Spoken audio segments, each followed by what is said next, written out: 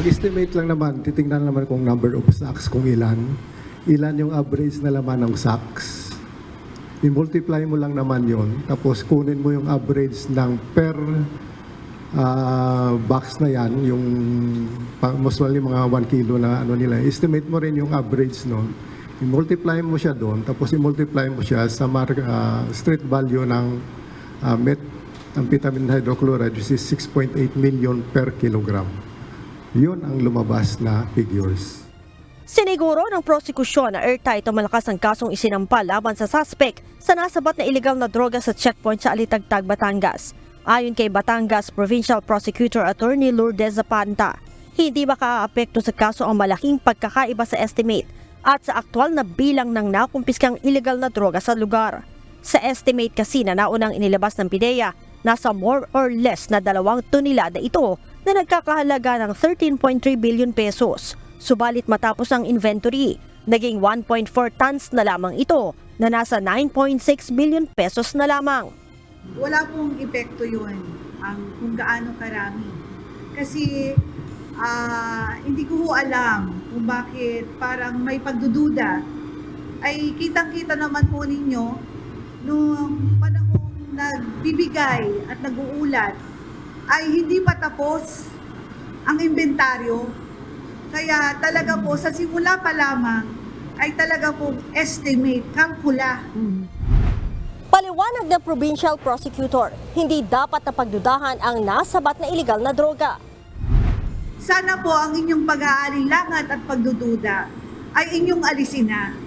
Kasi sinabi naman po ng ating mahal na sekretary at sinabi natin ng ating mahal na Pangulo, ito ay estimate.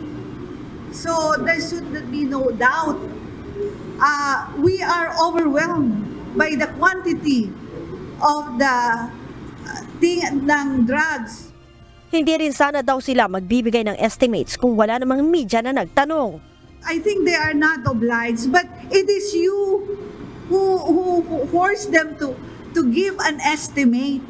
It was tinanong ninyo di napilitan sila, no? Kung hindi nyo tinanong, hindi sila nagbigay. Di ba? It is you who asked.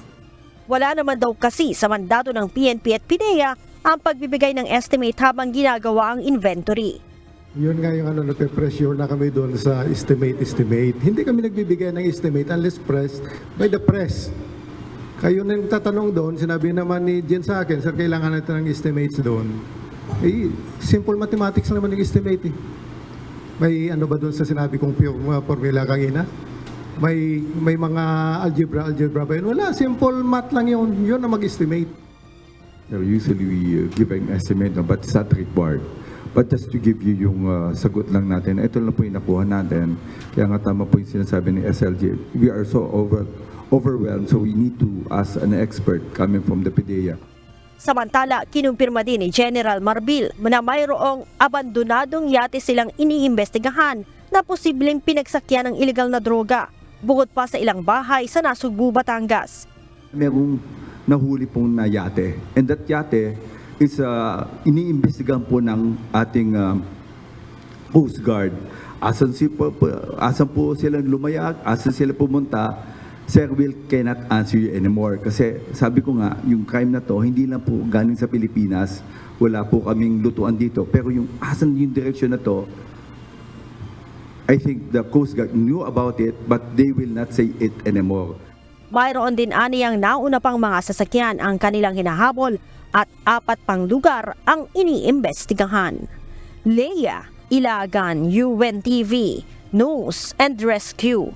Diyos ang aming sandigan, serbisyo publiko ang aming pinahahalagahan.